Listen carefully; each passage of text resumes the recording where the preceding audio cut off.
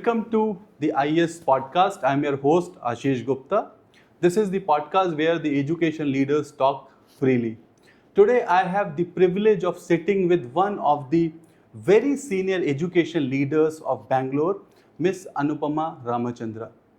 She has over 3 decades of work experience and a well-known face in education fraternity. But what I personally like and love about her is her passion for lifelong learning. Whenever you talk to her, there's always something new to learn. Whenever you see her LinkedIn, you will always see a new certificate. Whenever you connect with her, you will find a lot of new information. And that is something that makes her a true leader. Today, we'll talk about her journey. We'll talk about her experience in the education industry. We'll talk about and understand her views on current generation, what is happening in education industry, and what are her thoughts on students, parents, and educators, and how they can make the best out of their time and life. Welcome to the IES Podcast, ma'am. Thank you so much, Ashish. It's such a pleasure to have you, and such a beautiful smile you have, which always makes us happy Thank to you meet so you. much. And as I said, that one of the very senior education leaders in this industry and a lifelong learner, right? As I said, many will not express, but we see your certificates, we feel कि हम भी कुछ कर लें, right? So how do you make the time for this? I believe in a very old adage, where there's a will, there's a way. Right. Everybody has 24 hours. Correct. How come there are many people who achieve much more than Right. that? It is because one is they prioritize things in their life, and you can make time for anything and everything that you're passionate about. Correct. It's just about what you want to give up to achieve something else. Right. And I always make time for learning, because learning is the other half of teaching. If you're not learning, you cannot teach. And Correct. especially since we are closely working with children, Hmm. I think it is very important for us to keep evolving on a daily basis. And that can happen only through this kind of a continual learning process. Correct. I always find time to learn. Nice. In fact, this reminds me that I read somewhere that the reflection of your knowledge commands respect. Absolutely. Huh? Absolutely. Right. That is very true. So I think it's very critical, and also a message that why we should be a lifelong learner, especially in this age which is moving so fast. Right. Yes. Tell us about your journey, ma'am. How you started in education, how it went through being a principal, a leader. I'm sure it would not be an easy job. What you go through every day. Right. A little reflection of your life. Right. So I confess this to everybody without an iota of guilt that I am an educator, not by choice, by chance. Acha, okay. I never wanted to be associated with the field of education. Okay. I always had other jobs in my mind. But, they say life has its own plan for you. Yes. It so happened that I got married to a person who was on a transferable job always. And then after a while, I just realized that every part of the country, if they need someone, it is a teacher. Right. So then I said, I think this is the best thing for me to do. Correct. And it also happened that very early on, one of my neighbors, she used to send her child to me to learn a little more about English grammar. And when the child's teacher went on a leave abruptly, she suggested that I think you should go and fill in that place. I said, why me? She said, one thing is that my child comes to you very happily, and he is able to understand concepts that he did not understand in class. Oh. So she said, I think if these two qualities you have, you're going to make an excellent teacher. Correct. And you should go give it a try. That is how my journey started in the year 1990. 1990? Yes. That's the year I born. So now you know that I belong to the dinosaur era. So that is how it started. And teaching is one profession that it just latches onto you. Correct. Once you're in it, it just gives you a high when you see the kind of difference you're making to children's lives. Right. And when parents come and tell that, thank you for being my child's teacher. After that, there's been no looking back. Right. Wherever I went, whichever part of the country I went, I have taught in Mumbai, I've taught in Delhi, I've taught in Trivandrum, I've taught in Mysore. So it has been a continuous journey. And finally, when we got this opportunity to come and settle down in Bangalore in the year 2010, there was an opening in DPS, and I went there as an English teacher.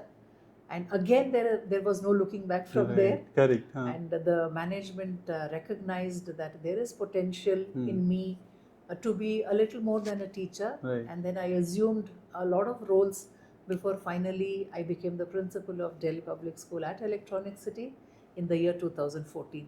Wow. So 1990 to 2010, you were traveling all across Yes. country. Yes. Then you joined here. In Yes. 2014, you were the principal, and Yes. now you're serving for last 12 years Yes. as a principal. Yes. 36 years of journey. Yes. Wow.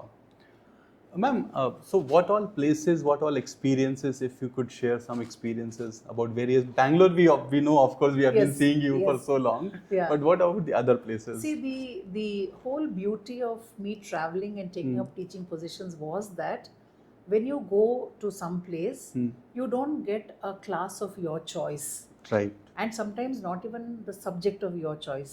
Not even kids of your choice. Absolutely. Right. So I am basically qualified to be a teacher of English, but there have been places where I have taught social science, Right. I have taught science, and I have taken up the position available to me. And sometimes I have been a kindergarten teacher, sometimes I have been a Wow. primary teacher. Okay. There have been openings where I was a high school teacher.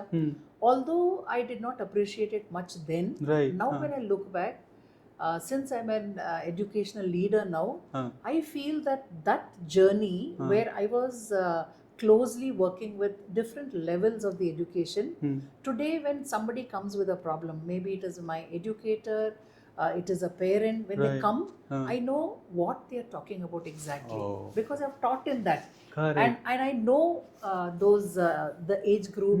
I know what are the challenges that are there, how we can make things Right. better. So it gave me that kind of an exposure that now I know how education happens K through 12. Correct, yes. I think that was a wonderful opportunity that I got. I taught in different kinds of schools, different kinds of students, coming from different socio-economic strata, and I taught an array of subjects. Right. And I feel that is what has made me what I am today, that exposure and taking up whatever came my way. Correct. And today here I am.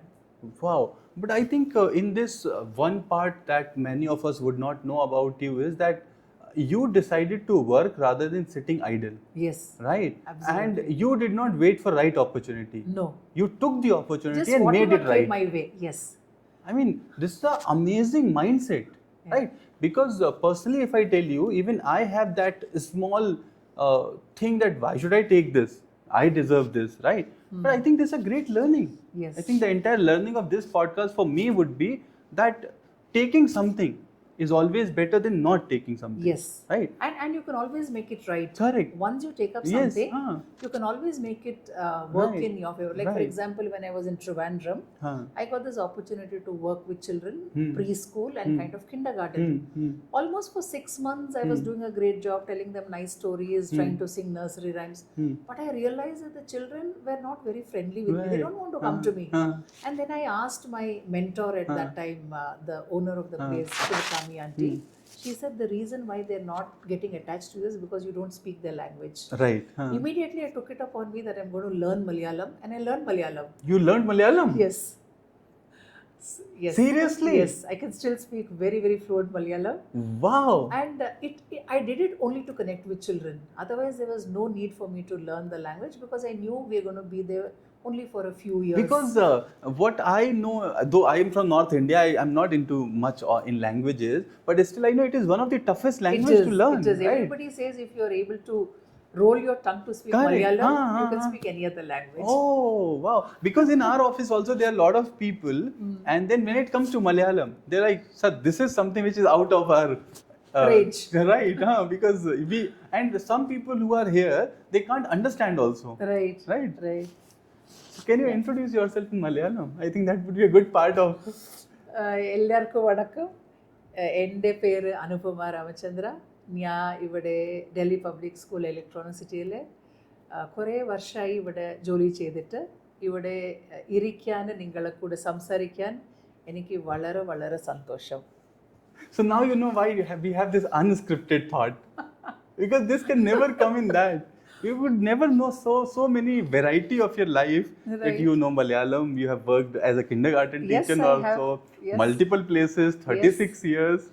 Amazing story. I think you must feel very happy about the entire journey. Of course I do. When I look back, no regrets. Correct. I should have done it this way, I could have done it better. No. I feel at any given point of time, I have given my best. Right. And there are no regrets with my educational journey so far. True. So what is your most memorable time, duration, years that you have spent in your career? Well, that's a little difficult to say what is my best, because every day of my journey has added to me as a person and as a professional. Right. It has made me a better person, a more evolved person, a more adaptable person, a stronger personality. So I feel that every assignment that I've taken up so far has been something that I will cherish forever. But I must mention the fact that I had this wonderful opportunity of being selected for a Fulbright scholarship. Wow, okay. And I got to go to the US for a certain period of time. And I was working in a school in the state of California. I think that was one of the most life-changing experience for me, because when I went there, I was already into the field of education for much more than a decade. Right. And I thought I know it all. And I thought, what do I have to do to teach middle schoolers in the United States of America? But after going there, I realized I had to unlearn a lot of things. I had to relearn, I had to rediscover myself as an educator, because it is not about whether India is better or USA is better, but the kind of attention to detail that was there in the system that I worked in. It made me realize that we take the system of education here and our students for granted. Yes. If we put in the kind of effort the educators put in there, our children will do much better. Without that kind of attention, the students in India are doing extremely well, both here and in the global scenario. But if we were to do that kind of planning, if we were to ensure that the quality checking happens the way they do there, we can do much better. So I realized that we are not actually using our potential as educators, as a system, as a school. So when I came back as a changed person. That we can do much better. Not that we should, we can do much better. And the effort has always been that we bring in a little bit of educational approach so that our children are ready to be global citizens. Right. So I think I have two things to add here in this conversation. One is that since you have experienced the US education system firsthand, that too long back, one is, what is your understanding on both the systems? What are the pros and cons that you see?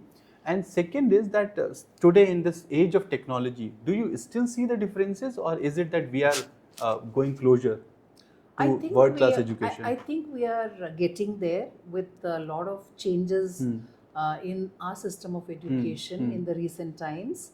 I think we are getting there, but I would certainly be much more happier as an educator if we as a system of education paid more attention to hands-on learning and connecting classroom learning to real life. Many of our students do extremely well in their academics, they are scoring high marks, they're getting into foreign universities, but once they go there, they realize that they were not actually made to have any practical exposure to the theoretical knowledge that they have gained. So I think there is much more to do in that direction, because we are a very marks-oriented system. Correct. Where in many places there and pressure also, a lot of pressure oriented. So you cannot blame anybody here because it is not that the schools are not doing much, the system is not doing much, the government not is doing much.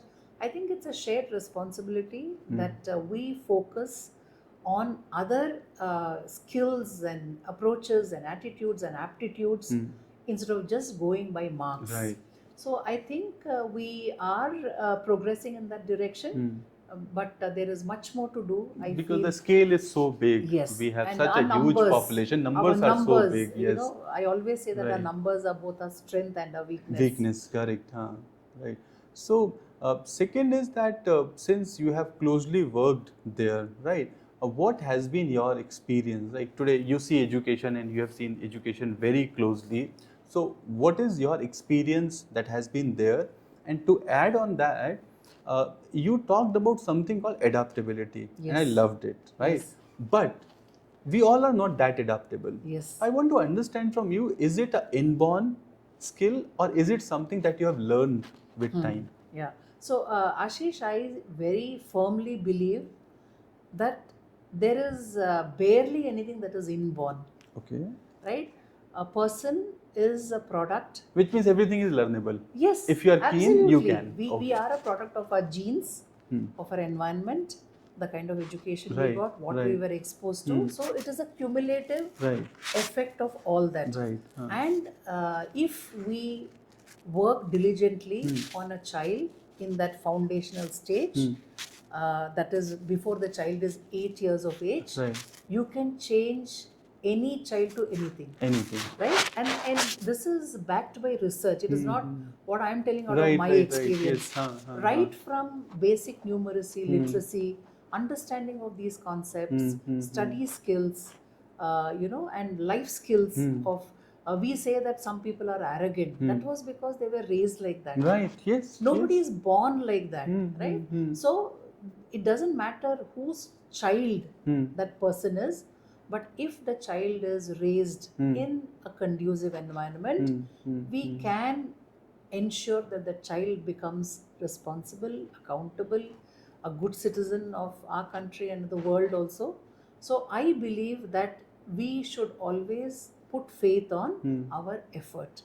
So we Correct. cannot say he was born like that.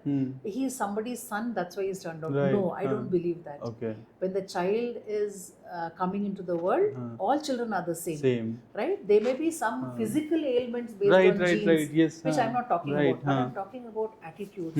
I'm talking about developing skills. You can teach a child almost everything. They may not have an aptitude for math, but the child will be good in something else. Right. Right? So I am telling that a child is completely teachable. Okay. So you believe that formative years are the most important years, wherein you can very shape. Critical. Right. Yes. Just like in Hindi we say that kacha ghada. Okay, that yes. mitti. So whatever Yes. shape you give, it Absolutely. will become. Absolutely. Right. Yeah. I think so. This is a new insight for me, honestly, because my thought or what I have been thinking so far is that we are born with some skills and then we improve it, right? But I have not been in formal education, so I don't have that insight. One more thing is, again, somebody who is coming from outside the school system, right? But then just throwing my thoughts, what happens is one of the challenges that comes in student life is that basically schools and parents are playing the ping pong. Parent will say school's responsibility, school will say parent The also blame game. the blame game, right? School will say, "ठीक है, we are teaching, but you also have to take care." Right. And then I have seen a lot of kids suffering in that cycle. Right. So what do you think about that kind of situation? Does it happen? Of How course it does how does happen. we take care? How do we take care of this? It very much happens. And I think if we are able to change the blame game into a responsibility game, I think the outcome will be much better. Right. Right? Whenever a child steps into the school, there should be an unwritten agreement between the home and the school that this child is a shared responsibility. So there is no question of saying the child is like this because of you, the child is like this because of the school, because all of us have the common goal. And what is that goal? We want the best for the child.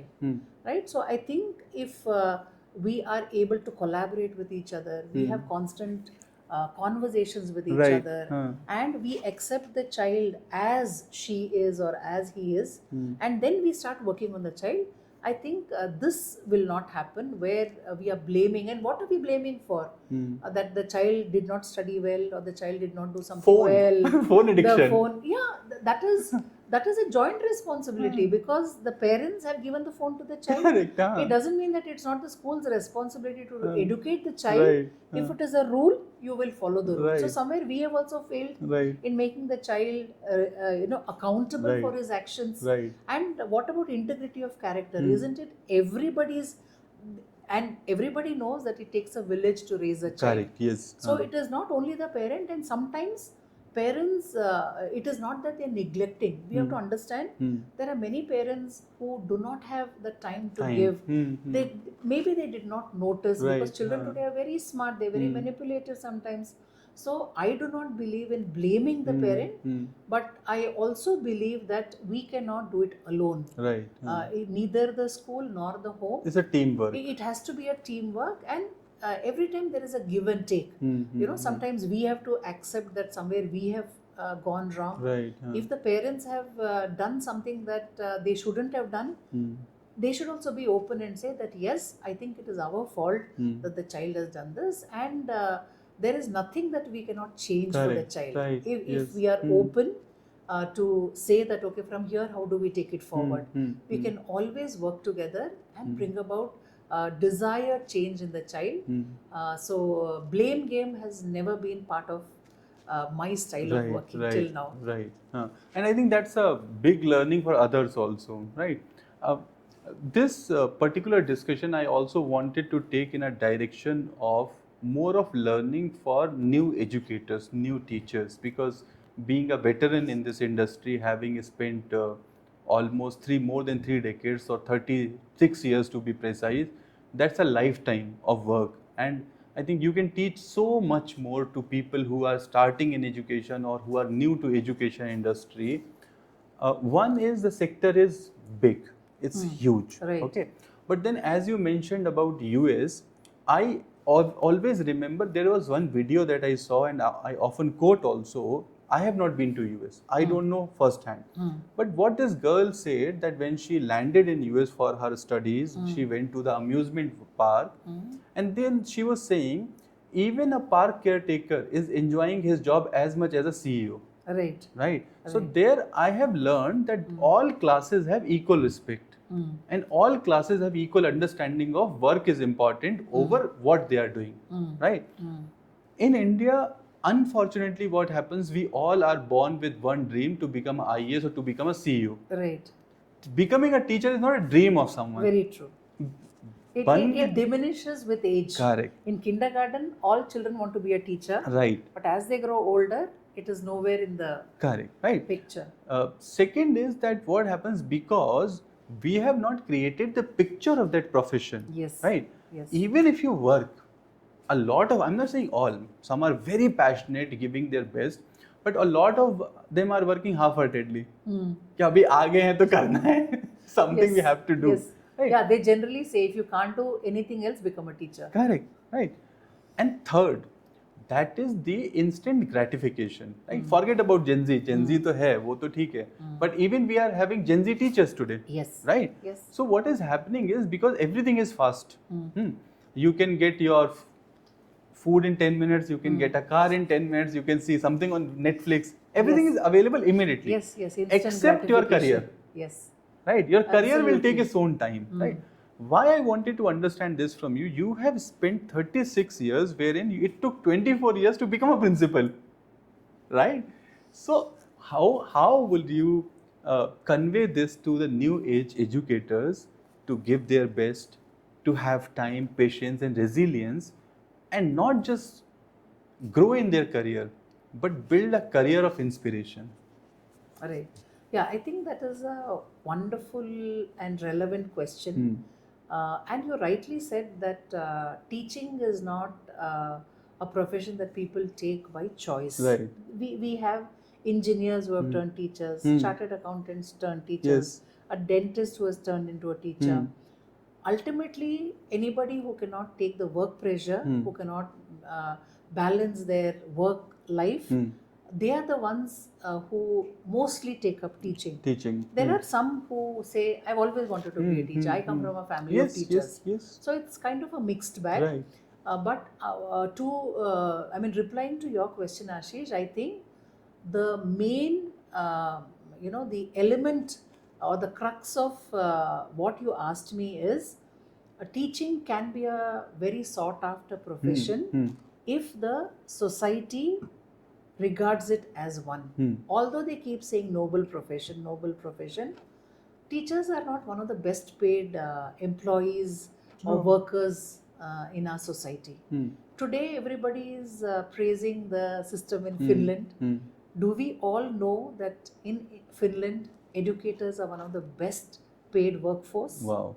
Right? No, I don't think people know about it. So I think I'm not saying that money is of paramount importance for a person's happiness, but if a teacher's efforts, sacrifices are not appropriately remunerated financially, why would they take it up? True. Because people have to run their families. Exactly. Also, At right? the end of the day, that is the whole purpose.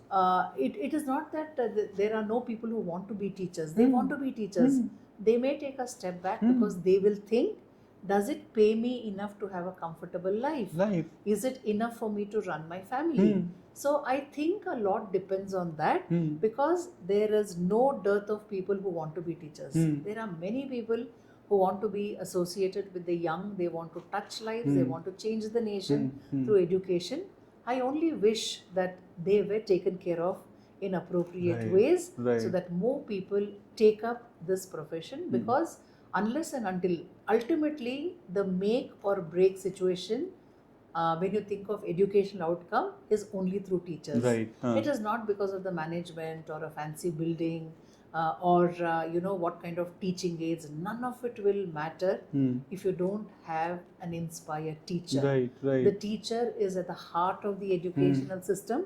I think everybody, all the stakeholders, policy makers, decision makers should come together and think of how to take care of the teaching workforce so that the best want to be teachers also. Correct. Yeah. And those who are already in, because they have already started, they are already in school, they are already working. Yes. How about them? Now, I am a teacher. Although I keep thinking that from next year onwards, maybe I'll change my profession. I'll become a trainer. I'll become a content writer. I'll become a curriculum developer. After every summer break, I happily come back to school. Because one is that I don't know anything else to do, number one. And number two, it gives me immense joy. At the end of the day, when I go home, I may be tired physically. Sometimes even emotionally I'm drained off when I have to deal with some challenging situations, but I never go to bed with regret that why am I in this profession, because a teacher will always go with this mindset that I made a difference to somebody, and one life at a time, one student at a time, I think we can change the destiny of an entire nation. And I always feel very proud that there was a calling for me from this, career. And even now I see many teachers who are so passionate. They go beyond the call of duty. They walk that extra mile without us asking them. We don't even know that they are working beyond working hours from home, connecting with children, conducting remedial classes, calling up parents and saying, today, why didn't your child come? They need not do that, but they do it. So I see so many passionate teachers in our school also. And they don't need to be remunerated through money. Although money is important, they need to be financially strong and everything, but they do it for the sake of being a teacher. And I really respect such beautiful people who have taken up teaching. And just today in the orientation also I told that people may say that you're so lucky that you got a job as a teacher. I said that is wrong. The nation should feel lucky that people like you chose this as a career. Chose this profession, So one of the things what happens is be it teacher or any other profession, but then of course we focus on education. what will happen is even a teacher who joins here will have all the academic qualification, Yes. because that's how they have become the teacher. Yes. But how about the life skills? Because I want to hear from someone who has spent so much time in education about the life skills. Right. What are the life skills one should develop to excel in this profession and also excel in their life? Because we cannot say our work and life is different. Yes. At the end, at one point, it merged together, Yes. and Yes. we have It to have overlaps. correct. Yes. And we have to have the balance, right? Sometimes you're teaching a student and then there is some stress call. It can be 9 p.m. also, right? Sometime in exam time, you have to go beyond your work hours. Yes. As you said, the teachers are going Yes. beyond their work hours. Yes. So it's a mix of work Yes. and life. So what are the kind of life skills one should develop to excel in their life? Right. So I think to be a teacher, it is not enough if you have the prerequisite educational qualification. Yes. That is very easy to acquire. Yes, absolutely. And that is the easiest qualification or the box to check and say, yes, now I can be a teacher. Right, So because you have a pathway, you have to Yes, just walk yes. on the path. And in my experience as a teacher, as an administrator, what I've seen is it is not necessary that a person who has the fanciest of degrees, Right. they are not the best teachers always, right? So who is a teacher who really makes a difference? What kind of skills or attitudes do they have? I think basically a teacher should have skills or attitudes of commitment. They should have something called integrity of character, because they should be role models not only to the children but also to the society, because everything they do is reflecting on someone intimated. else's life. They are imitating. Correct. The students are imitating the teachers in Right, many right, ways. right. So unconsciously, they are teaching children to lead their lives through their own lives. Right, So right. they should have that integrity of character. They should have resilience, because education today is not very easy. It is Right. very challenging. Gen Z, Gen Alpha, they're not very easy to handle. Right. They are people who will agree to you only if you have the patience to reason out with them. So resilience is one of the qualities they should have. Patience and perseverance is something that they should practice on every day. You cannot give up on a child no matter what. True. Very true. You know, it is so easy to say, I'm done with him. But the quality of a good teacher is never give up on a child. Right. Because there are children who are not so positive, not of such good behavior, but with a love of a teacher, and the teacher telling, I believe in you, they have just made a complete turnaround. So I think patience and perseverance is something that they should develop. And somewhere they should have a sense of innovation. You cannot be teaching a particular poem that you've taught for the last 10 years in the same way. Correct. Every year you have to reinvent yourself, that this year, what am I going to do? And now I would say another quality they should have is they should know how to integrate AI tools, technology, because if you want your students to be engaged in class, you should have a technology integrated class. You cannot leave. You cannot just stand there and give a beautiful lecture, right? Because now children do not have that attention span to be patient listeners. Right. So you have to keep changing the way you are engaging them. So you should know how to identify a child's strength, a child's weakness. What kind of a learner is he? Is he a visual learner? Is he an kinesthetic learner? Is he an interpersonal kind of a person?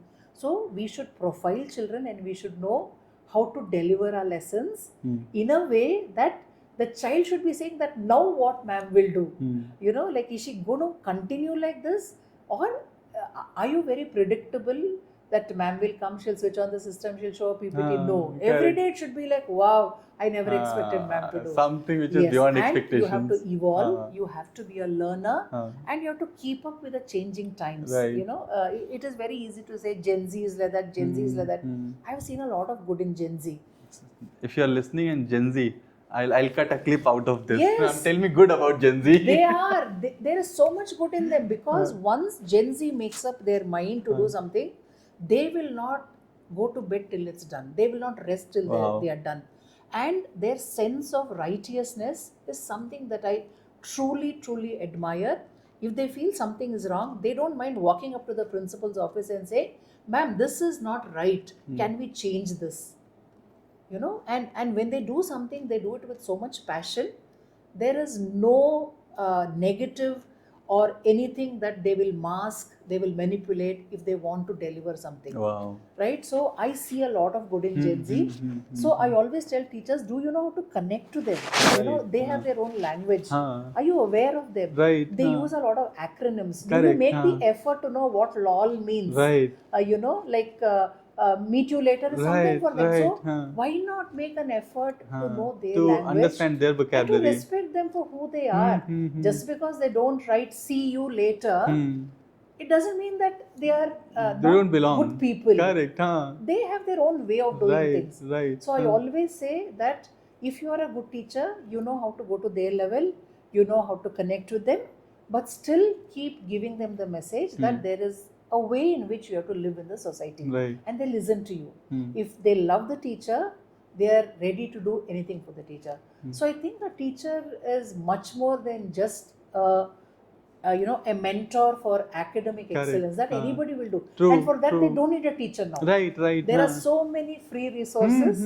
They don't need a teacher to teach them laws of the motion or chemical reaction or let's say Shakespeare. They don't need a teacher for that. Right. They do need a teacher to teach them life skills. They do need a teacher to keep telling them, I believe in you. Correct. Yes. They do need a teacher to tell them, I respect you. So mutual respect is something that we have to build a rapport with Gen Z. So a teacher needs to develop all this, and empathy is something. Whenever a child is agitated, whenever a parent comes to us not so happy, we just have to take a step back and be empathetic. And where are they coming from? Why are they so upset? So I think empathy is something that a teacher should have in them. And I always tell teachers that if you want to be a good teacher, you should practice self-care. Right. If you don't take care of yourself, physiologically, your health, your mental health, your social interactions, you're not going to be a good teacher, right? If you say, I will teach in the class but I will not talk to my colleagues, you're not a good teacher. So wait 1 minute. Why I'm confused here? Reason is that when we hear the word self-care, we go somewhere else, right? It all comes to beauty. Yes. Right? Yes. So self-care in our terms, when we see self-care comes to beauty in the Instagram generation. Right. But you have broadly identified it. Yes. It is beyond that. Let us tell us more about how do you broadly understand that self-care, what exactly does it cover? Well, Ashish, to take off from where you have ended your question, is there anything wrong in putting effort to look beautiful? Not at all. Not at all. We should put more. Yes, absolutely. And I always tell that instead of calling it effort to look beautiful, let us call it effort to be well groomed. Correct. That is what I say as a teacher. You need to be well groomed all the time. And there's nothing wrong in taking care of yourself once in 2 hours, checking whether everything is in place, because the children are learning to respect you as a teacher, that teachers can also be well dressed. Teachers can also be well turned out. True. Right? So it is not about how fashionable you are, what are the brands you're carrying. No. When I say self-care, it starts with you being happy.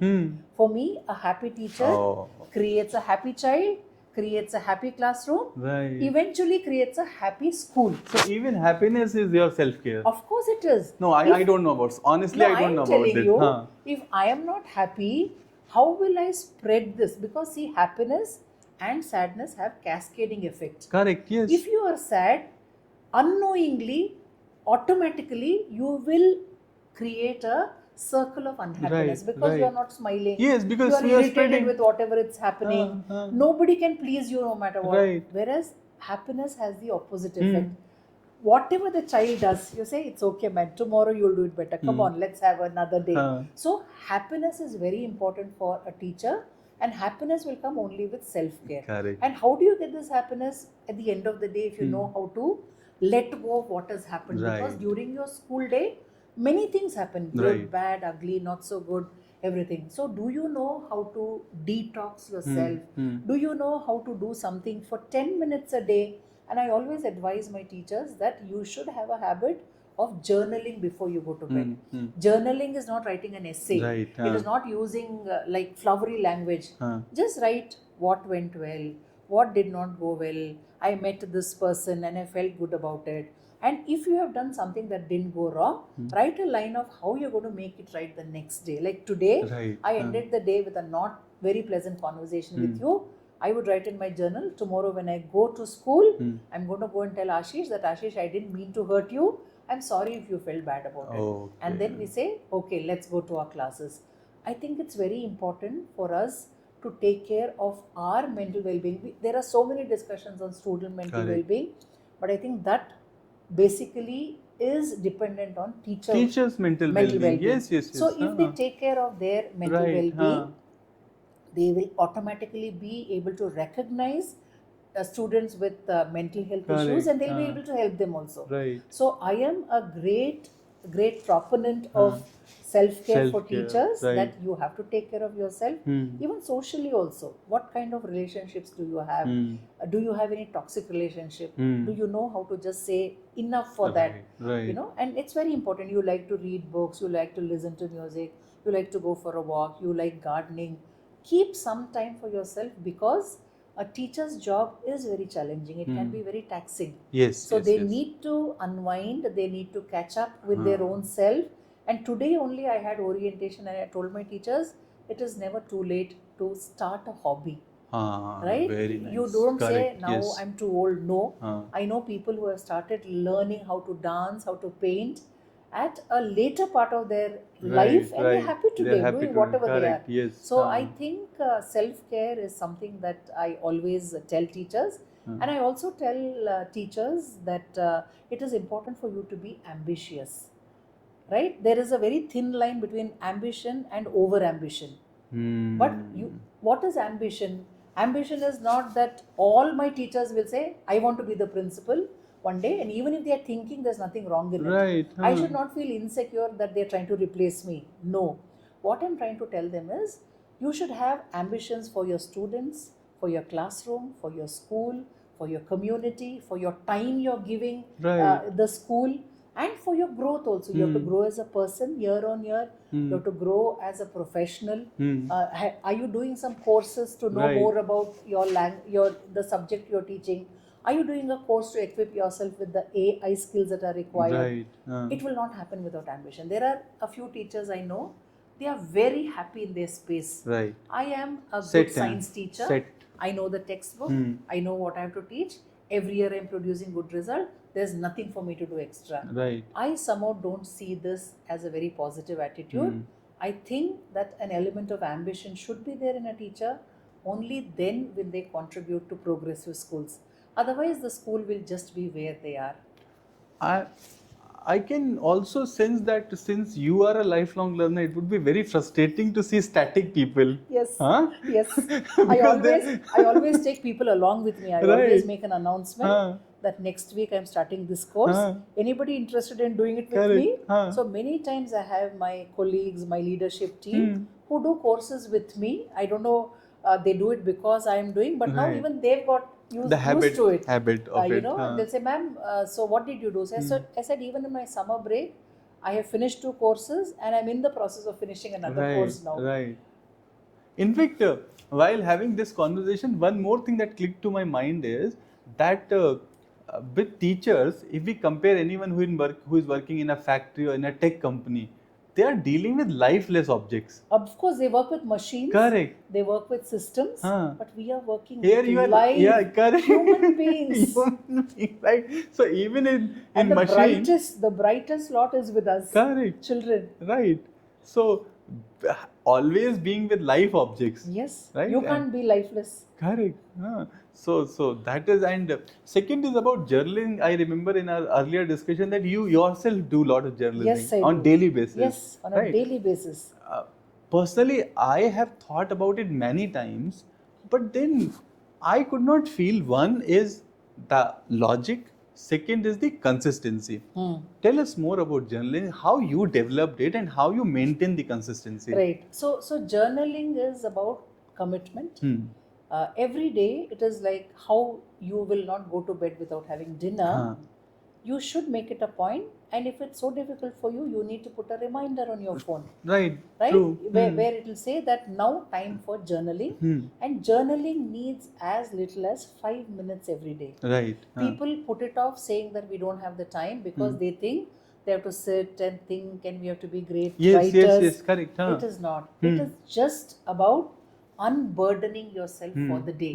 So you just have to write what happened today, who did you meet. There have been times when I want to remember, so when did I actually meet Ashish? I just have to open the pages, Right, and I've said there, met Ashish. Okay. So if you even look at my room, you will see a calendar that has all the notes, what I am to do every day. Okay. There is a board, even now if you see in my room, what I have to do every day, because I am a person who needs many reminders about what I have to do, what I have done, and what is the follow-up action for my day. And you have created an environment like that. Yes. Wow. Yes, I have. This is interesting. So my journal need not be a fancy book or something like that. I just keep one book I keep, and I keep entering it till it's over. Okay. There may be a couple of days where I'll not write anything. Those are the days that there is nothing either I appreciate or I regret. Okay. So there may be days when you take a break. It's not like every day no matter what,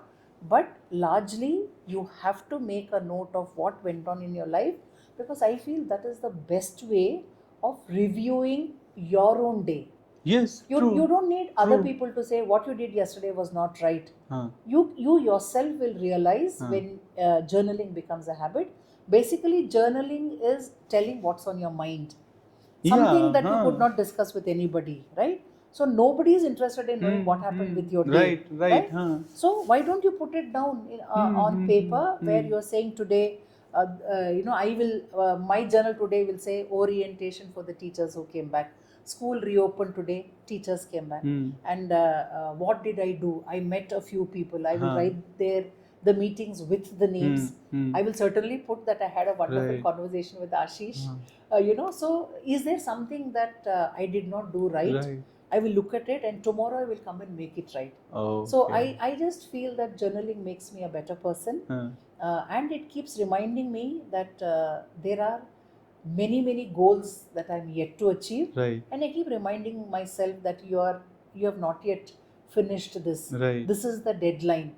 So I feel it is a way of self-regulation, which is very necessary for every human being. I mean, and also I thought that maybe journaling, the after effect is that you have a cap on your head, and then after journaling you have put that off. So the weight is off. When you go to bed, you're not going to bed Correct. with You're any not taking regret, any thought. You have accepted that something did not go well. And you have also made an attempt to say that tomorrow I will try to make it right. Right. I'm not saying that you will every time come up with a solution. Correct. You have not resolved some issues, but at least you have put it down that this thing could have been different. Right. So consistency is something which is the only thing. Yes. It's a very personal question. Okay. Are you not insecure about your journaling that somebody else can also see? I'm putting my thoughts. No, I'm never insecure, because there is nothing so personal that if somebody reads, it's going to affect me in any way. Right. There are certain things where I may write what has happened, but it is not something that because it is from audience perspective. Yes. Imagine a person who want to do journaling, they want to write, they understand the concept, but then they can always have an insecurity. No, I never have that. Right. Because insecurity is if you are telling something that is not true, and if it comes out, it is going to affect your position. And if you have written something that is not in line with what you're doing, I think these are the reasons why you need to be insecure. Nobody needs to feel insecure to tell what they did not do right, what they could have done better, where you feel you're failing. I don't think there is any insecurity in that, because it is an attempt to be better. Right. I'm not saying it is to become successful. Correct. But I'm just trying to right my wrongs. Right. That let me give it another try. Maybe tomorrow also I will write, again I failed in this. But I'm okay with that. But then that time also at least you get to know that, okay, I'm not good at it. Let me do something else. That I'm trying, and someday I may write in capital letters, I give up. I'm okay with it. This is also an amazing thing. One more thing I noticed is designing your environment. So I think, like you said, that you have and I think you're still an old school person. Yes, right? very. So non-tech over tech, right? So you still have a board that writes what is your day like. You still maintain a calendar. Absolutely. I think designing our environment is very important for designing our life. Yes. Right. Ashish, I believe in physicality of things. Correct. Right? I come from this school of thought that while teaching children, I'm a teacher of English. Right. I always remember being taught this poem called Daffodils. Okay. Right? By Wordsworth. Now, when I was young, I never had an exposure to this flower called daffodil. Right. And I never understood why this poet had to write a huge poem for a flower. You know, like he says that I saw it, they were just fluttering in the breeze, and when I sit in a pensive mood, it all flashes back to me. I am wondering, what is this beautiful?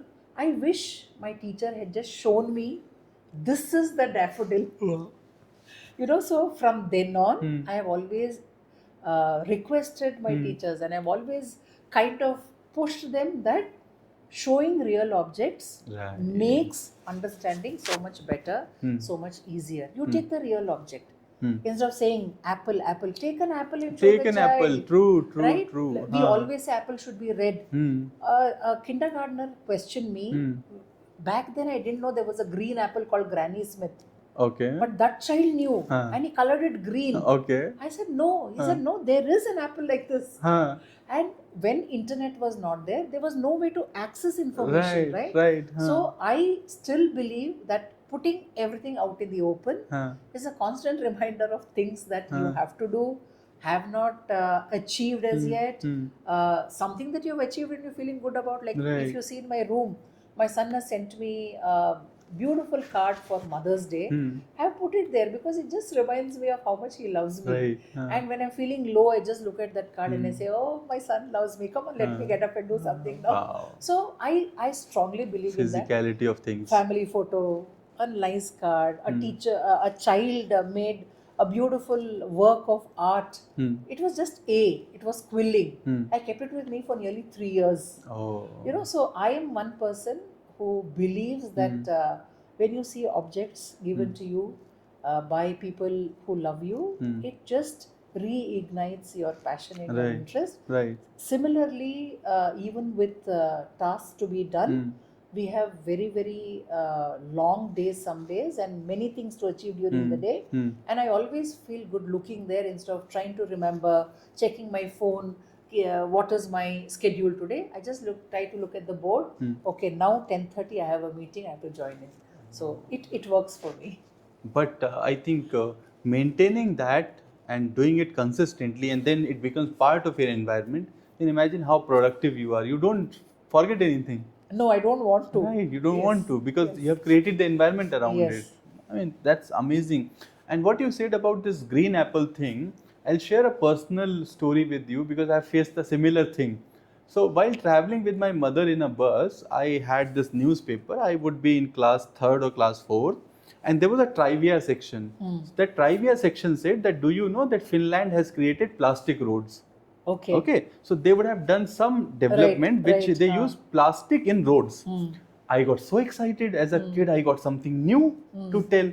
So I was going in my class and telling that, do you know that Finland had plastic roads, including the teacher. Everyone is laughing at me.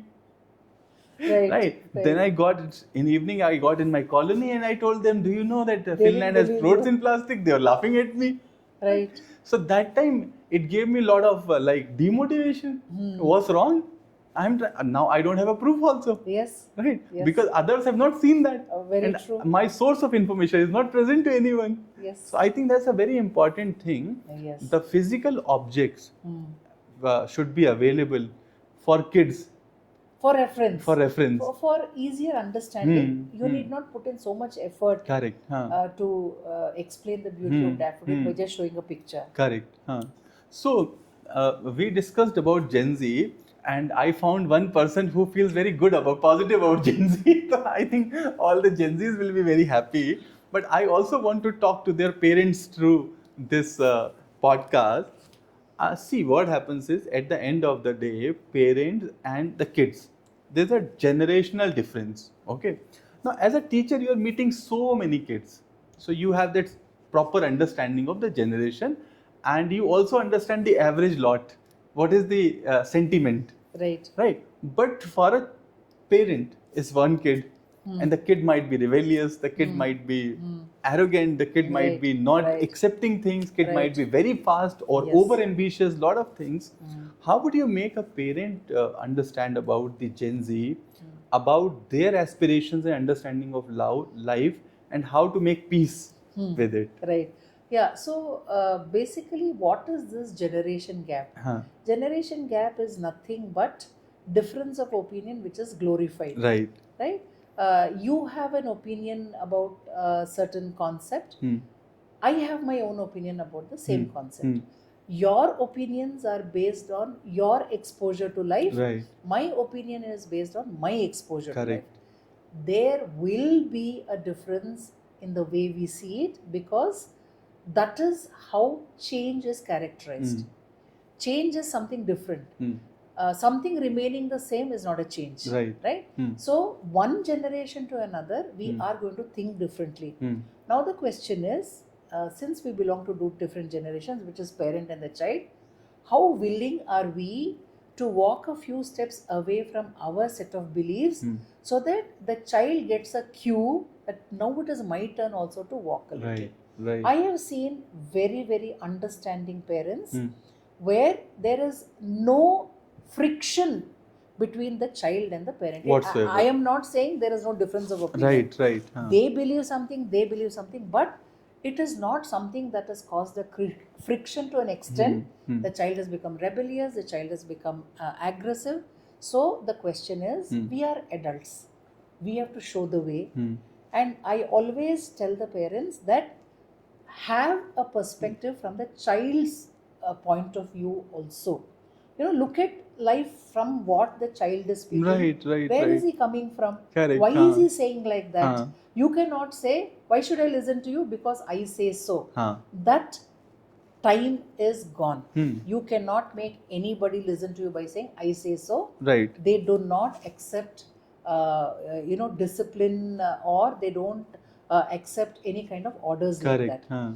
If you are ready to sit down, if you are ready to have a conversation with them, if you are equipped to convince them why you want them to do something, believe me, they will do it.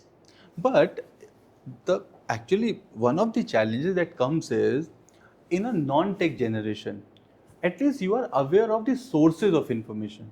So I know the child will go to school, his source of information is school, or I know the society, kuch magazine, newspaper पढ़ लेगा, that would be a source of information. But today we are living in an unlimited source of information. Yes. Every day is a surprise for you. Absolutely. Because you never know where that information comes from. Yes. So it's a very dynamic time. It is, and that is the beauty of it. Today, I need not carry a picture of a daffodil, right? Correct. I can just pull it out and show it on my smart board. So every whatever we are using, whatever has come across in our life, it always has an advantage and a flip side. So what I would always like to tell parents is that your children are what you have made them. Right. And why are you having a problem with that? Who made your child arrogant? Who made your child rebellious? It is not only the parents, maybe even teachers also. So the community at large has made the child a non-believer. Right? And there are many children who still believe in traditions, who still follow the culture of a family, and they are not asking parents questions all the time. I have seen very well brought up children where the parents are able to inculcate these habits into them, these lifestyle, whatever they practice in their house, in the most respectable manner.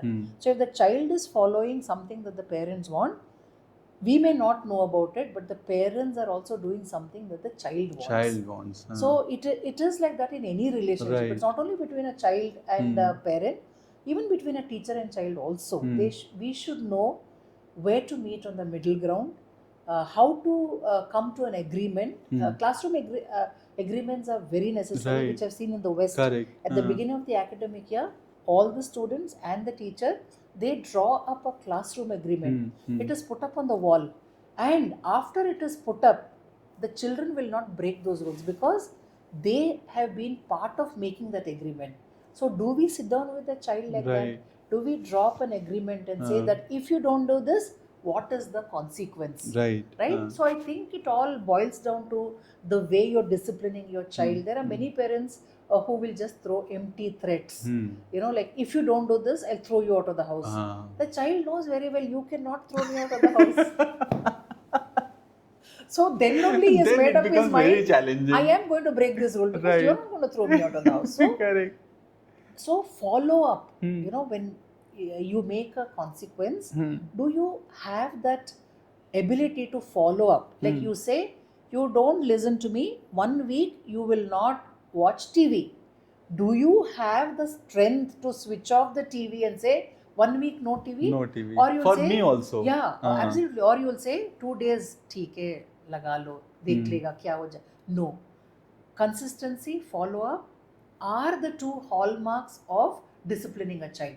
When they're very young, you have to convey to them that if I say something, it is going to happen. So children know that my parents are firm, and children always respect parents who are firm. Right. Not the ones who are lenient. Right. You do whatever you want. Today I don't have time. So while eating you can watch TV. It doesn't happen like that.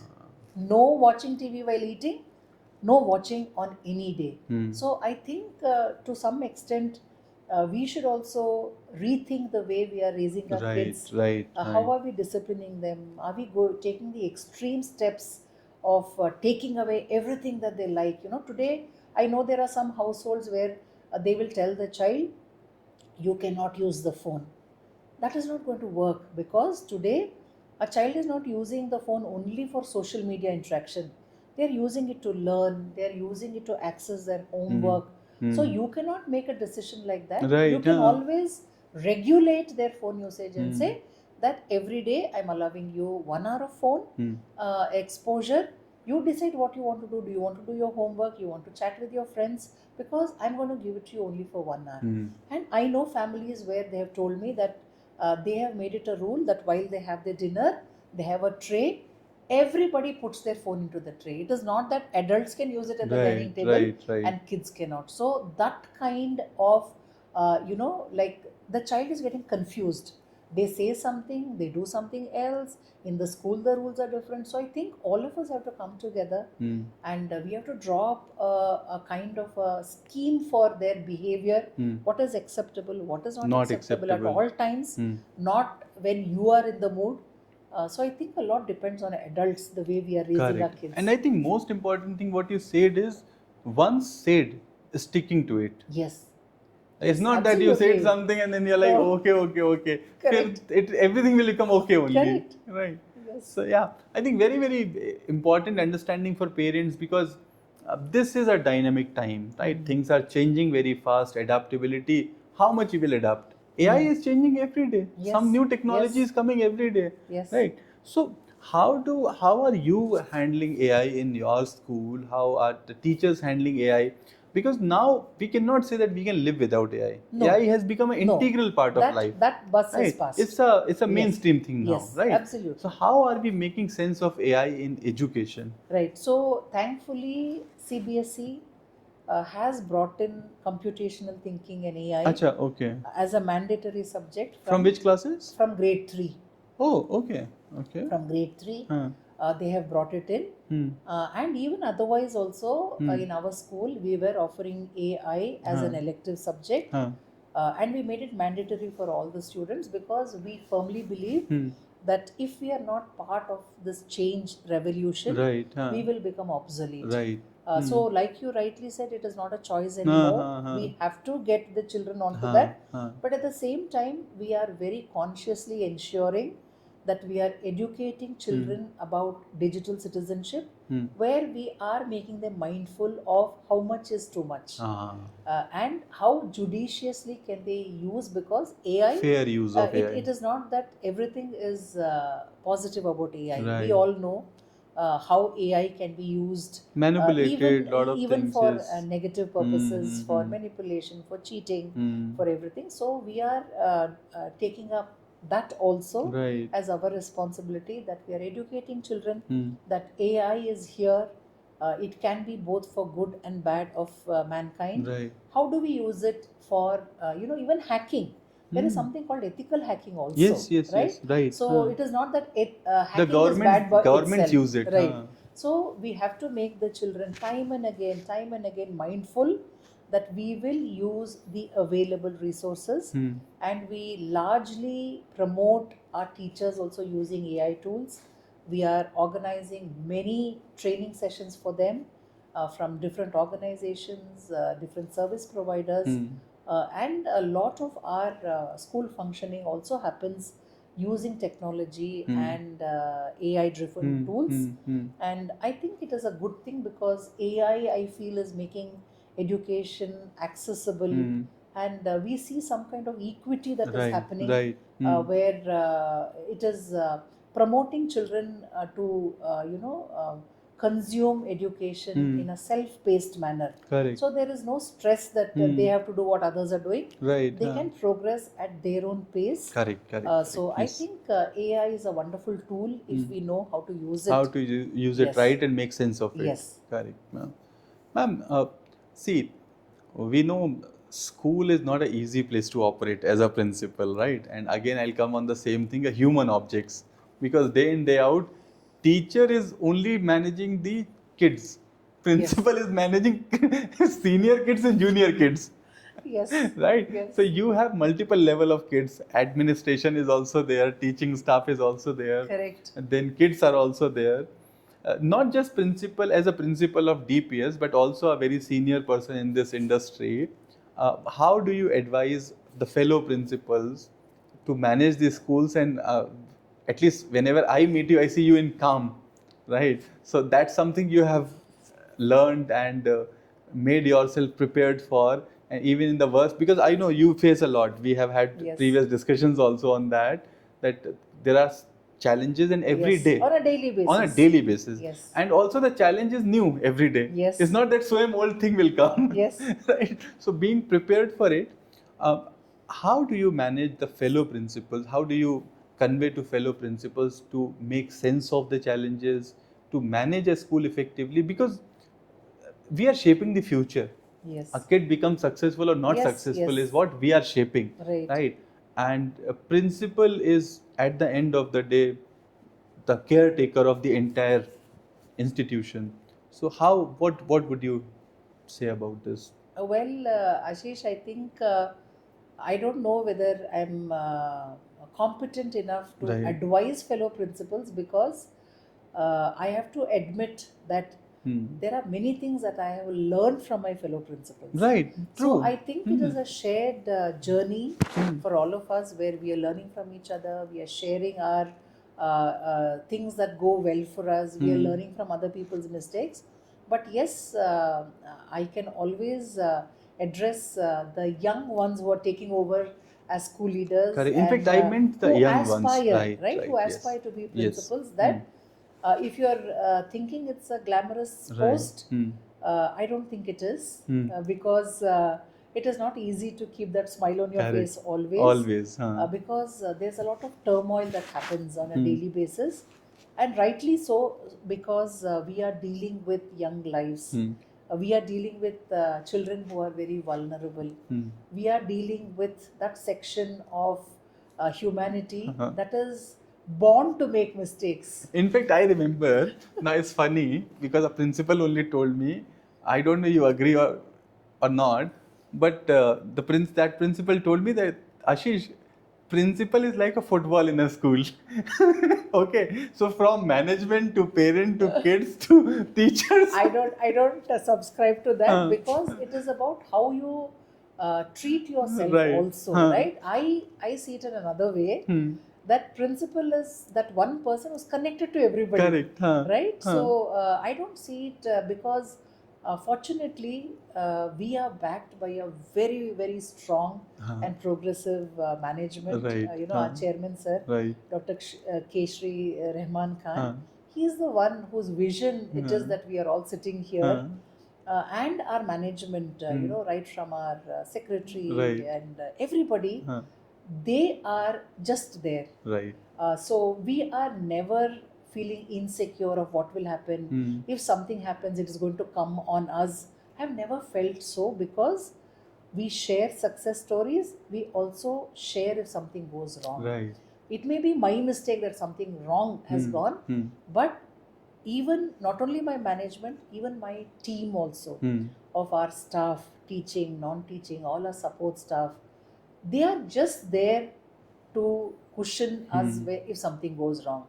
And I think setting up a school culture where everything is shared and you don't think that it's only you who's running the show. Right, It is right. impossible Yes, yes. for a principal to run the Absolutely. entire show. Absolutely. You need the support of your entire team, and I am really blessed that I am supported on both sides by the management and by the team. And I have never felt that so stressful. What will I do? Who's going to support me if something goes wrong? Which is why probably I'm never afraid to take risks. I think a lot of ownership you Yeah, have. I never am afraid to take the risk because I know if I go wrong, one is I will be forgiven for my mistakes. And also they will say that, okay, let's try again. The empathy exists. Yes. Right? So I think that is very important for a principal. So I would say that the young ones should get into it knowing pretty well that it is like a crown of thorns. Right. You are wearing a crown, but it can prick you sometimes. Correct. You should know how to take care of it. And you should know the remedies also. Yes. So responsibility is something, and if you have a sense of belonging, you should just think, I have been allowed to take care of the school like it is my own. Every day I come to school thinking that it is my school. Right. And this is the kind of culture that we see in all the stakeholders. And I think it is necessary for us to take all the, face all the challenges and take all those sometimes things that don't go well. Correct. And, bounce back and say that tomorrow is a new day. I think being a principal is a wonderful opportunity for you to try. There have been so many things that I've always wanted to do as an educator. Today I'm able to try it as an administrator. So I think it is a great opportunity to build a team, to try out something new, to innovate, to evolve, to grow. I just feel that it is something that everybody should give a try. Correct. In fact, one more area I wanted to understand, I've seen in all DPS Bangalore schools, the principal's tenure is very long, right? People are there for more than a decade. Yes. And there would be some magic the management would have. Otherwise, it's not that easy, right? So tell us about your management also, since you have already said few things. So tell us about your management. Right. How they handle everything and so smoothly. Absolutely. They've aced it. Right. So our school is run by a trust called KK Educational Charitable Trust. And it is led by our very visionary chairman, who is Dr. Shri K. Rahman Khan. He envisioned that DPS should come to south of India. Okay. And he started the first branch of DPS, which is called as Delhi Public School, Bangalore South. Acha, he is the one who brought DPS to South India? Absolutely. Which year? It is the 25th year now. 25th year. Yes, DPS South. So 2001. Yes. Okay. Right. So he brought DPS South, and after that, another branch came up, DPS North, then DPS East, then DPS Mysore. We have a branch there also. Yes. Then the fifth branch is DPS Electronic City, and we also have a DPS West. Right. And the trust also runs two other, self like initiated branch, Huh. schools called as School of India. Right. We have one in Bangalore and one in Chairman Sir's hometown, which is at KR-Pet. Okay. Right. Okay. So all the schools put together, we have around 30,000 students. Oh. Right. And the reason why they are able to run it the way they do is Hmm. because they are not the kind of management who will manage schools sitting in some office. Right. They come here and they They're are on the involved ground. with the day-to-day functioning. Okay. They will take care of the infrastructure, they'll take care of the running, they'll take care of the teacher recruitment, they'll take care of the curriculum, they take care of their staff well-being. So they are very progressive, and anything new comes into the field of education, it would be, our school would be one of the pioneers in to implementing adopt it. So they are very progressive. They are not afraid to take risks. They invest into quality, right? Quantity, we are one of the largest schools in India. Correct. We are part of one of the largest chains of school in India and abroad. But I feel that our management is doing so well. And why do we stay with them? There is so many schools which are coming up. Everybody has a lot of opportunities. Right. We are working with them because they make us feel valued and respected. As people, they always value what we do. They respect us as people, and they let us build our teams. Like I already told you, they let us do mistakes. We are not afraid to try something out. Correct. What will they say? And they tell us that you run the school, it is your school. You want to do this, you do this. So I think there is a style of functioning which can be a case study Right. of how No, management it can be a should very be. yes. Because there is no fear. No, because what I wanted to add here, when you say somebody's management is involved in day-to-day basis, It is. in general term it's called micromanagement, which goes negative. Yes. But here everything is It is positive, not. right? They are managing Huh. without us getting involved. Correct. You know? Right. So when they come to school, they will not say, you also come, let's go. Right. They will go, they will have their own Right. round, and whatever has to be done, Right. they will delegate work to Huh. somebody. So in true terms, they are it's a with teamwork, us. collaboration. They are with us Ah. in managing the school, right? Yes. So which means that not all the pressure is on No, you. not at all. Plus you are also allowed to make mistakes, Absolutely. which is the most important Yes, thing, because yes. a lot of people have fear and not able to become good leader is Yes. because they don't have the risk taking. Yes. They believe that it is someone else's school. What if I And- make a mistake? Correct, and that is one way of ensuring Hmm. that our integrity is not compromised. Correct. Because we are not afraid to tell them the truth. Because why would you lie to yourself? Yes. So there is no judging. Right. And there is no consequence that Huh. if you don't do this, this is the consequence. Right. That is not there. Hmm. So I think it all adds up to that happiness quotient. Is Right. the way I see it is that when you are happy at a place, you don't look out for any other option. Very true, very true. I think I would 100% agree to that. That then, because what happens, you start with the aspiration of money. Then after then respect Yes. is what you expect. Yes. And when both are combined, then there's Yes. nothing else left. Yes, and opportunities for growth, Ashish. Correct. Because I joined DPS as a teacher. Right. Right? Hmm. I never aspired to be a principal. Okay. But they were the ones who recognized the potential in me Okay. Acha. and said that yes, you can become, give it a try. Huh. So, what can be better than that Huh. for a supportive environment? Right. That you are recognized and Given an given opportunity. opportunity, Yes. and Yes. then also a supportive environment Yes, to give your best. yes.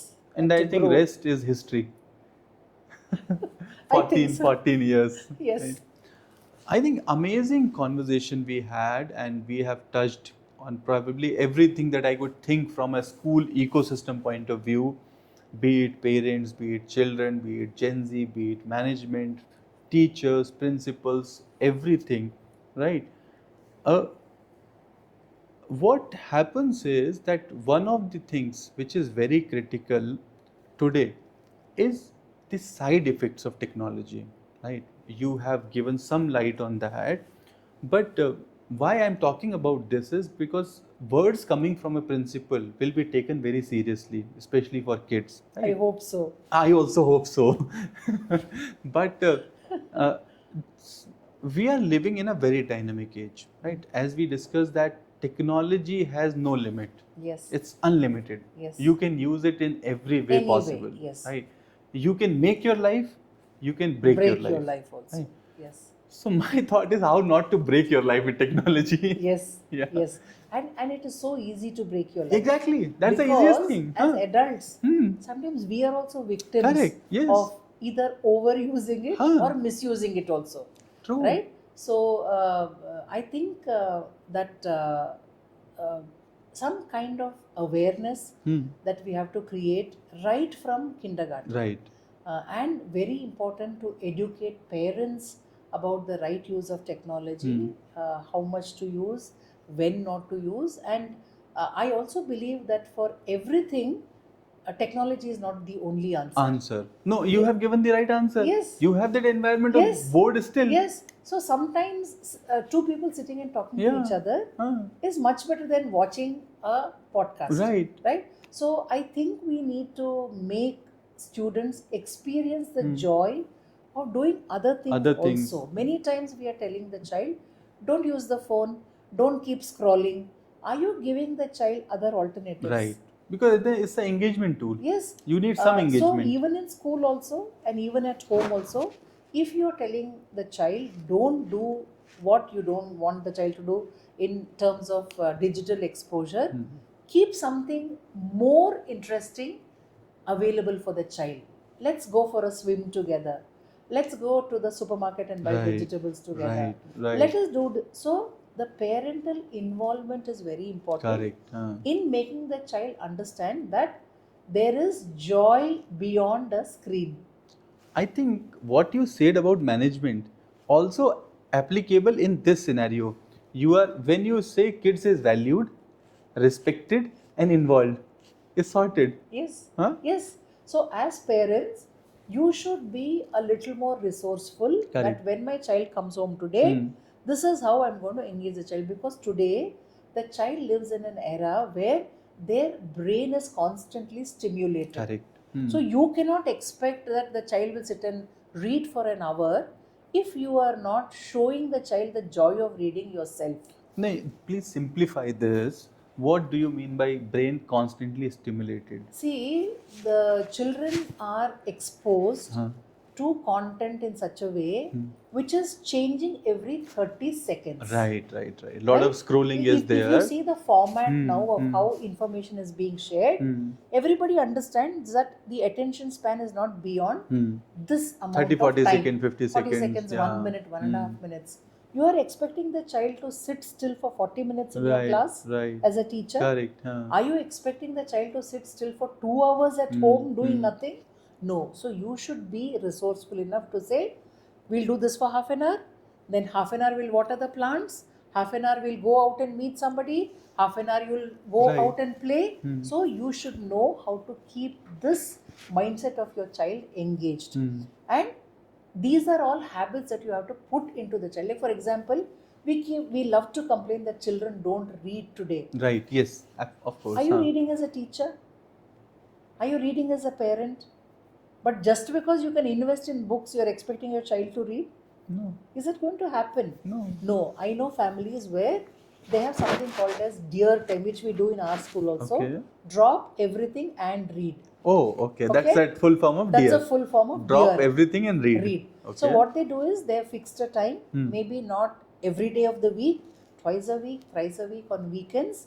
They put away everything and they just sit and read something that they like, and they do it quietly. Okay. Right? The parent is also reading, the child is also reading. Why will the child not be a reader? Right. I have students in my school who come and tell me, ma'am, we want to read this book, but it's not there in the library. We do have readers.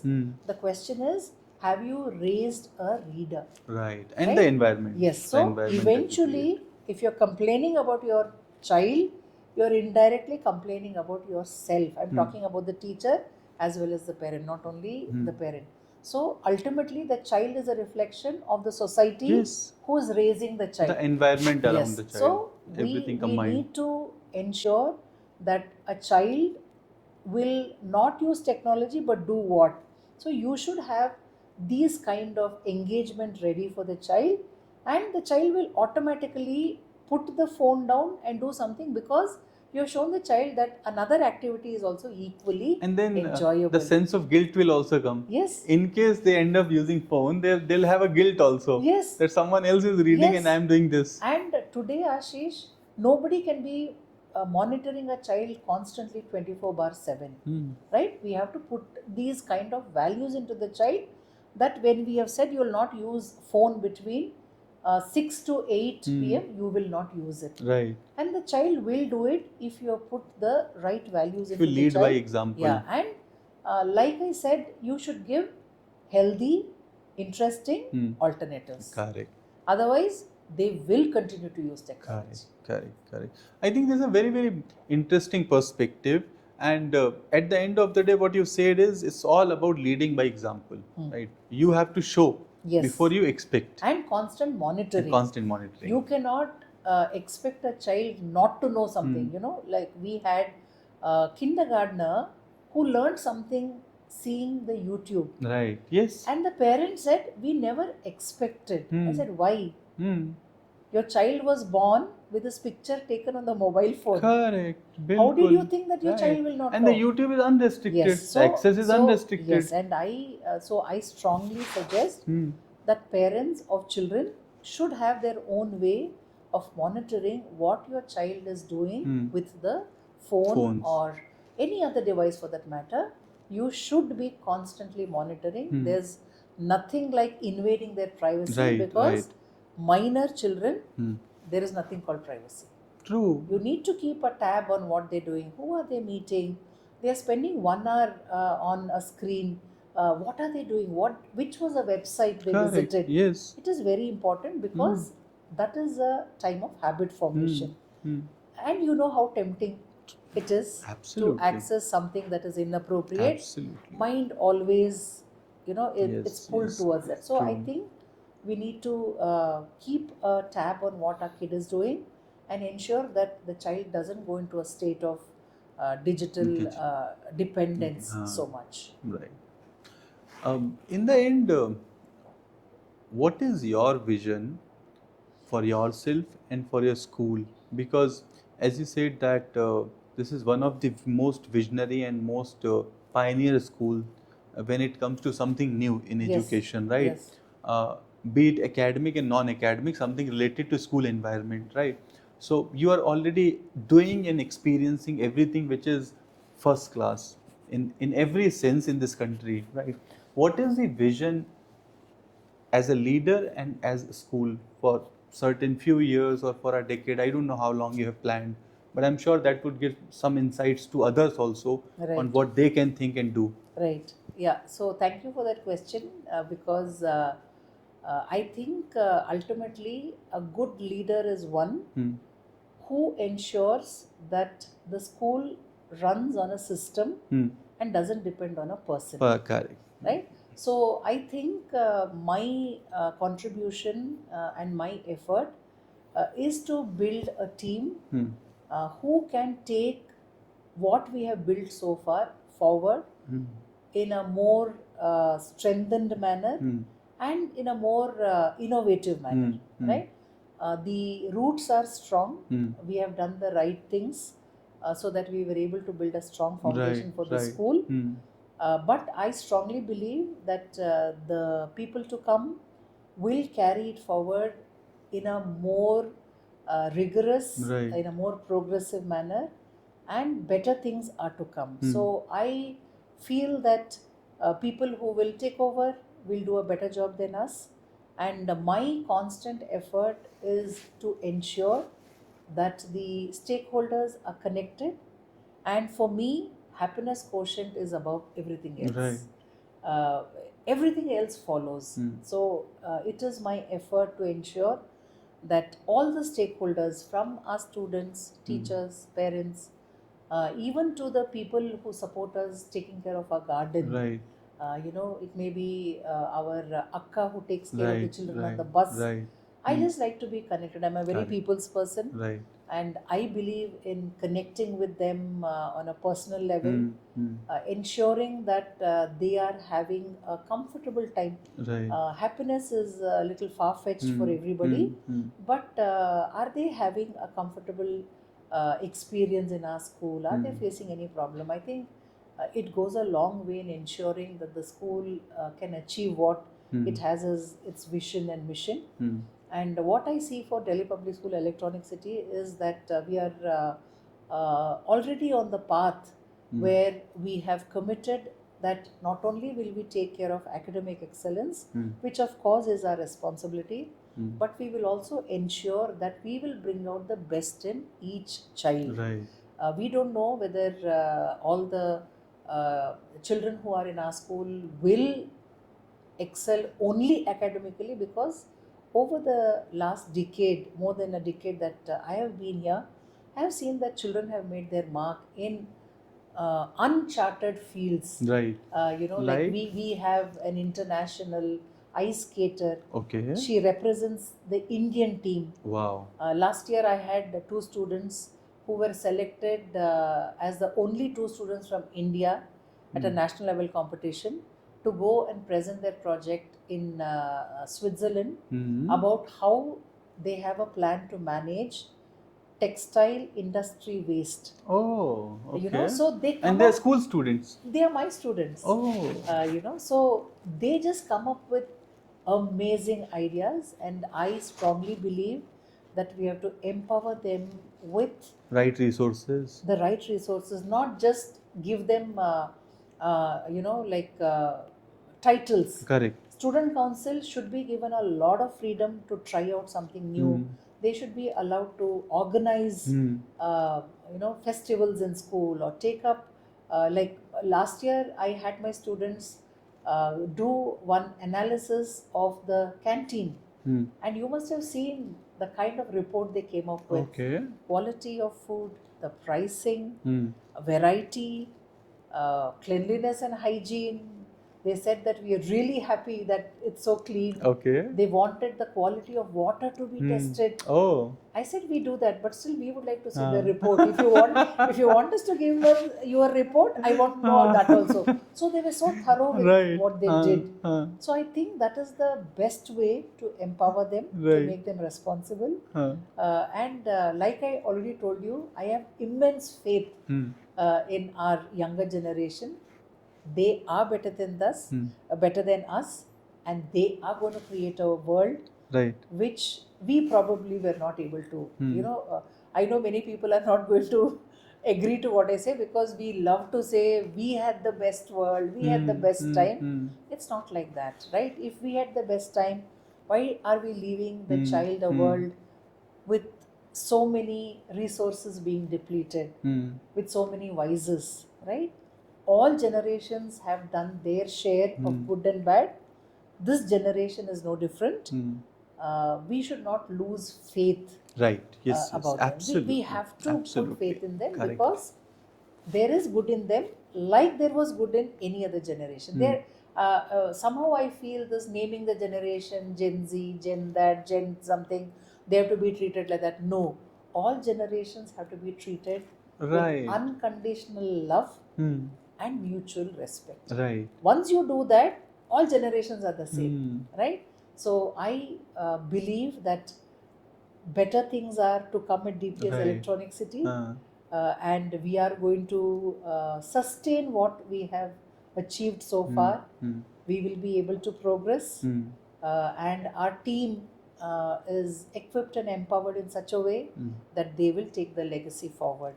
Which is the most important This is what thing. I firmly believe. And when I was a teacher, we have something called a teacher's diary. We are supposed to cover it.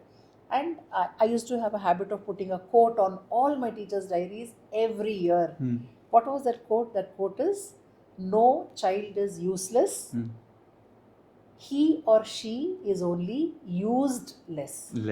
So as just difference of words. That's all. So as teachers, as parents, as adult caregivers, we should know how to use what is good in that child. What is the potential? What is the strength? how to help the child overcome the weakness.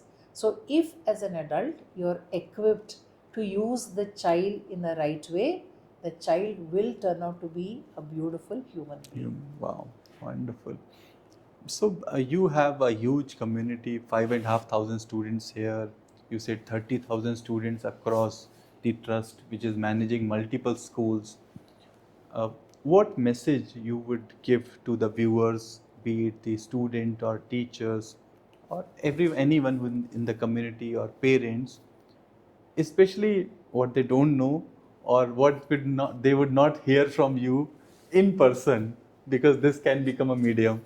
Right. So I think the whole world is facing a lot of issues today because of lack of trust. Lack of trust. Right? We don't trust each other. We don't trust the system. We don't trust the world. We don't trust India. So my message to whoever listens to this podcast is keep the faith. Keep the faith. Right? Nice. It may be in people. It may be in situations. It may be in some part of the world, something that is happening. Keep the faith and keep moving. I think that those are the two things that can bring about results. Don't be stationary, thinking that kuch nahi hoga. Kuch nahi hoga. Don't give up. Right? Just keep moving.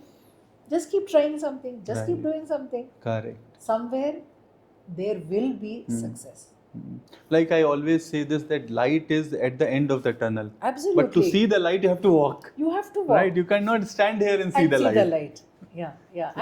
And the joy of going through the tunnel is the hope that there is light at the end. Correct. Exactly. Right? Otherwise, if somebody tells you no point of walking through the tunnel, because anyway, no matter how far you go, there is no light. Right. Who would want to? Who would want to? Right? Obviously. So we should always keep the faith that there is light. There is light. And keep walking, keep the faith. I think that's a very beautiful message that I've heard, and it's a very important message. Thank you so much, ma'am. I think we had a wonderful discussion. Absolutely. Covered all the topics. Anything that we have missed, would you want to add? No, I don't know. I mean, I was a little taken aback that you want to even talk to me. Right. You know, that I said, I mean, what have I achieved that he wants to talk to me? But then I said, okay, let me see how the conversation goes. I'm really grateful that you thought that we would have an interesting conversation. Right. That itself. Was it interesting? It was. It was because you made me think about things that I would have never thought of. In my daily, the life that I go through. Right. I don't think I would have given so much thought. So it was an opportunity for me to review my decisions, to relook at what I'm doing, what I want to do. And like I said, every conversation like this reiterates the fact that I am doing something which I think is right. Right. So thank you so much. Thanks a lot, ma'am. It's such a pleasure. And one of the most important things that I've noticed is the clarity, right, in this conversation. And second, which is personal learning for me also, and a lot of people, others will learn, is the adaptability to situations. Not every day is a rosy day. Yes. So you have to accept it. Yes. Sometimes you do not get what you want. No. But you add and then keep working until you get what you deserve. Absolutely. And also, Ashish, if you have days with no challenges, I don't think that counts as an interesting day. True. Right? Everything is all nice and comfortable and smooth flowing.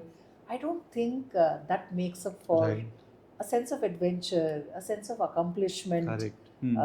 I don't think it makes up for that. So we should learn to accept, welcome challenges also, and take it in your stride. Right.